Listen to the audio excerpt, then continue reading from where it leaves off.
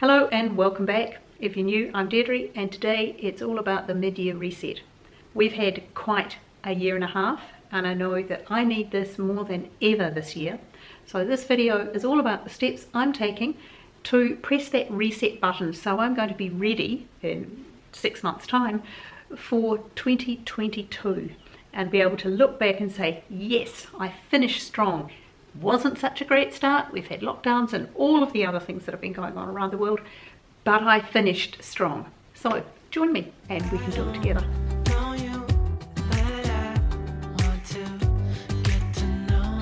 Step number 1.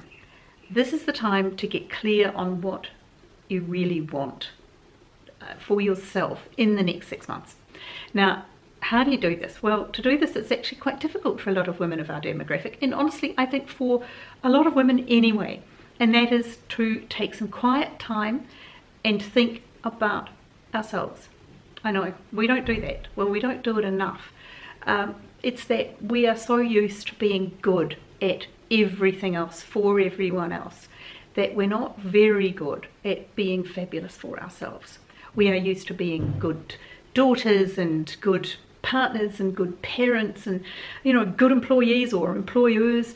We're good at being part of our community, and we're used to all of those things that we put our hands up and say, hey, we're good friends, we will do these things.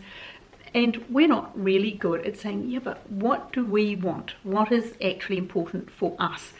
And it is time to do that. It's not a selfish thing, because the old saying is that you have to put your oxygen mask on you first before you can help somebody else, and there's a degree of that in there. But it's also that we're also people who deserve the best. We deserve to live our best lives, and if we're living our best lives, then the people around us and in our community, they benefit as well, because everybody benefits when there's more confidence and joy and just general wellness. It's about health and wellness in the community and in the family and in your friendship circle.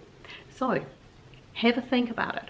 What is it that you want for you? The best way to find out what it is that you want is to find out what you would regret. If you're standing there and it's New Year's Eve and it's about to be 2022 and you look back on the last 6 months and you say, oh, I wish. Let's get those right out of the picture. Now, to be fair, we have to do that within the context of a global pandemic and what is comfortable and legal for you to do and safe. It has to be sensible for you. But in general, what would you regret if you hadn't done it? Are there some people that you would like to connect with? Is there a trip that you would love to have made? Is there something about yourself that you would like to change before the end of the year? Take some steps. Now, they don't have to be big, remember. I'm the queen of baby steps, because I'm a huge believer that if you stack little steps, guess what? You get some big changes. So it doesn't have to be giant. You don't have to say, oh, I'm going to be able to run a marathon by the end of 2021. No, you don't have, well, if you'd love to, yeah, go for it. But believe me, getting 5,000 steps on your pedometer, on your watch or whatever you use every day might be a huge win. And that if you do that 5,000 steps consecutively for the next 6 months, there will be huge changes. You don't need the 10,000 or the 20,000, but if you can do 3,000 or 4,000 or 5,000 even, then if that's more than you would normally do, then that's a huge win, and you stack those little wins. So think about the things that you might regret come the end of 2021. Now, another way of figuring out what it is that you would like to do with yourself and what is important to you is thinking about who you envy. And no, I don't mean horrible, mean, sort of envy. I just mean a little twinge here and there. Envy that. Maybe it's the person next door who can grow really wonderful vegetables and you can't, even grow a radish. Maybe it's someone who has run a business and you think, oh, that would be so much fun. Or somebody who's just got a real flair for something like decorating their home, or maybe they've got a great sport, even if they're not very good at it, they're really committed to it and have a great group and a community around that. People who play basketball or netball, maybe they run, maybe there's a bushwalking group and they're part of that. These are the sorts of things, if you think, oh, I'd really love to do that, then this is the time to think about it. Put it down on your list, because you've got to keep a list. And we'll add those in as we go along. How are you going to go about that? Now, another way is to pick somebody as a role model. Who would you choose as a role model for somebody who's really got their life together, and you think, hey, I could steal some of those ideas and some of that energy, and look, why reinvent the wheel? If somebody's doing something really well and you admire it, use their ideas, see what they're doing, and use that to model how you can go ahead. They can only, remember, they're allowed to be baby steps. Remember, this is okay. Let's pick somebody right out there, pure Hollywood, Diane Keaton. Now, you think she's my absolute role model. I think she's fabulous. She's always run her own life really well, ups and downs like the rest of us. She has the white hair. She loves black. I am not tall and thin like Diane Keaton. Nothing, no wishing on earth can get me tall and thin like Diane Keaton. God, she's got great legs. But you see, there's somebody who has the energy and the spirit and the bit of sass, and you think, yeah, she's a pretty good role model for someone like me. She gets involved, she loves architecture, she loves design. I mean, yeah, she's a bit of fun. So there you go, there's somebody for me. Who's your one?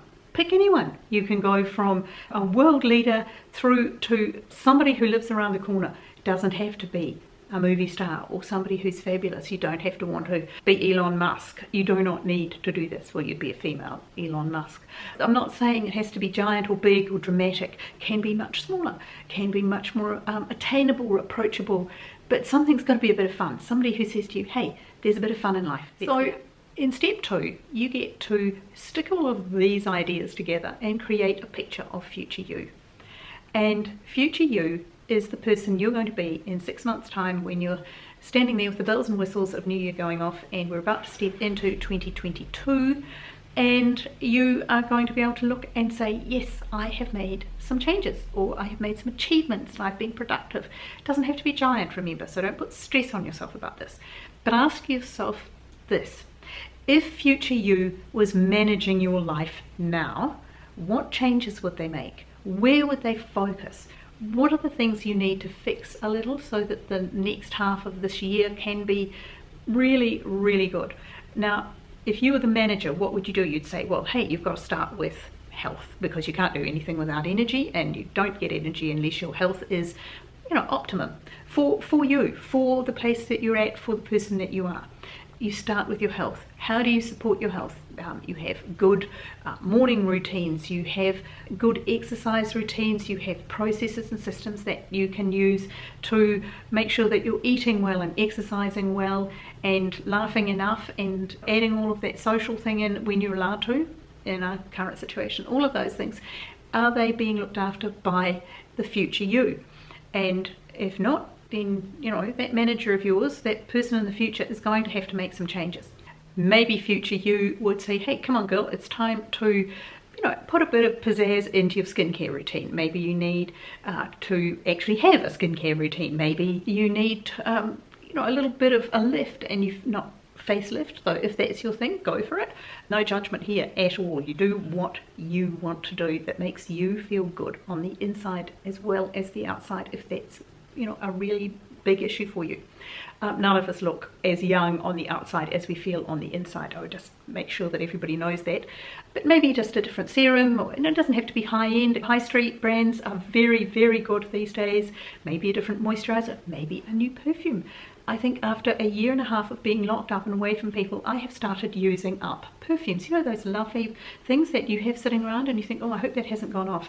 I keep mine in a dark cupboard. They do not go off if they're not generally they don't go off if they're not exposed to light. So I've been doing that and just making sure that I pop some perfume on every day, even if I'm not going anywhere, because it makes me feel better. And in the end, it's only about you feeling better and you taking that out into your world and into the life that surrounds you. Now, another thing your manager might tell you is implement the idea of a daily delete. Now, I got this from a woman who was talking about doing it with photos on her phone, because, we know what we're like. We take photos of everything, or in my case, screenshots as well. But also do a daily delete in your home. So when you're cooking a meal, have a check through the pantry. Is there anything that has expired, or through the freezer? Is there anything that's looking a bit freezer burnt and really is past the point of being able to be used well? Maybe they can go out. Maybe there are clothes that you notice that you never put on that could go in a donation bag.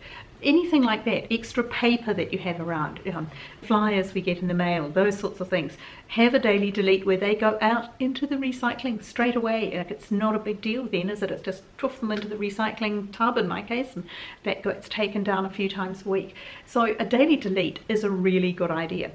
Maybe your future you would say, hang on, this is the time you are aiming to retire, or you're aiming to retire in a year or so.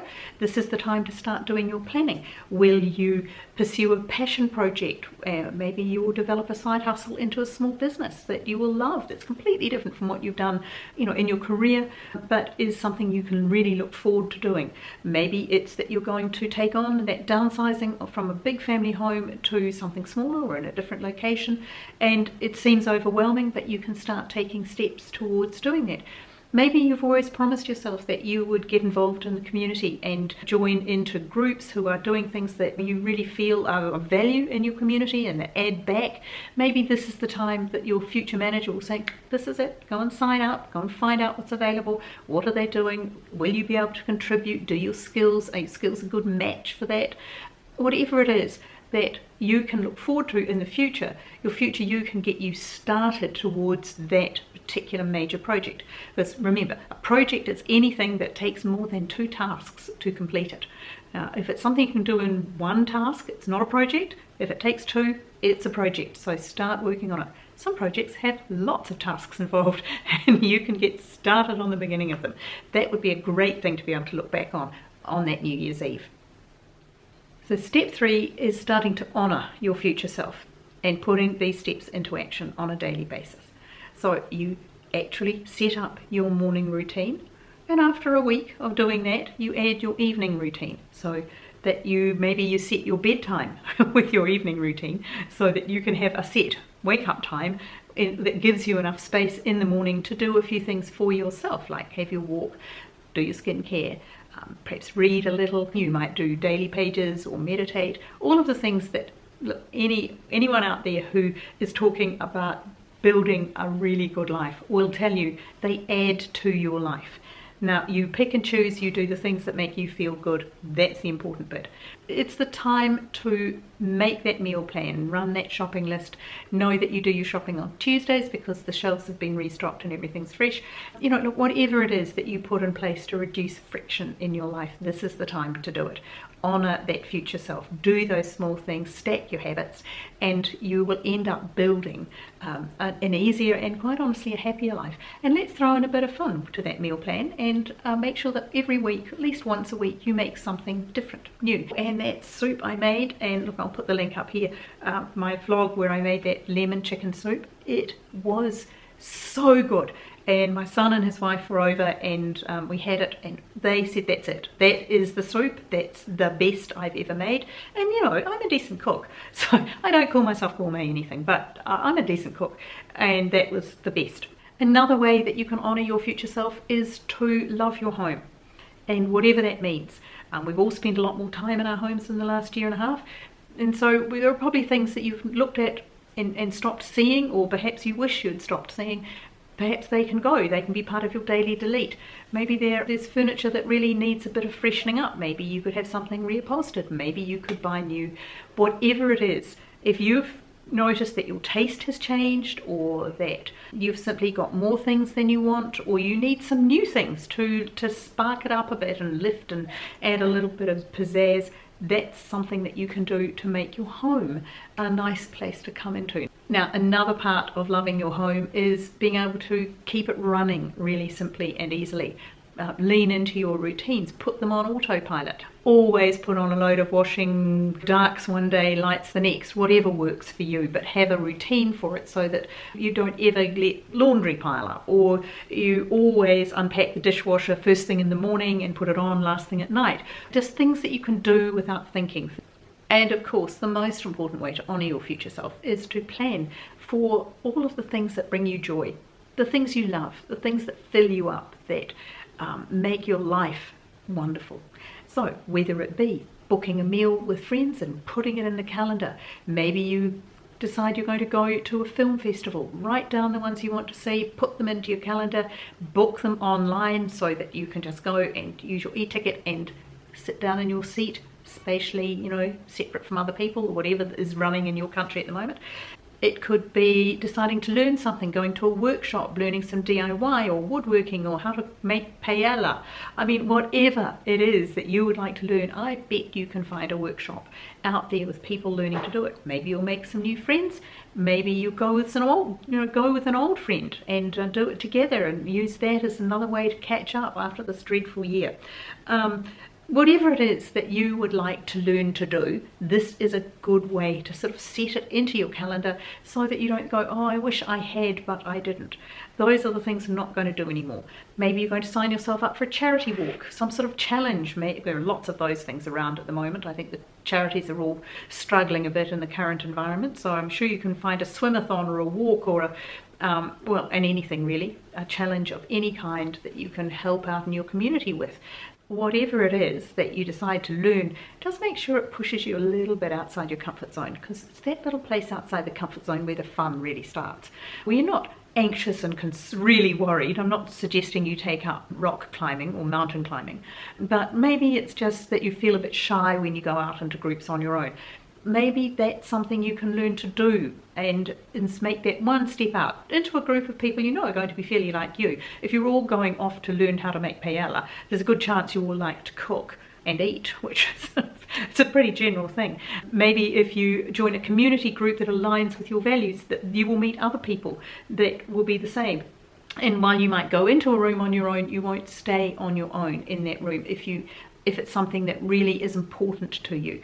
Now look, don't do things because you think you ought to. I don't mean that. I mean, pick something that you have a real passion about. It might be a local creek cleanup group because you want to help with your environment, or it might be something with your local authority that helps out with reading at the local library. Anything that is your sort of thing.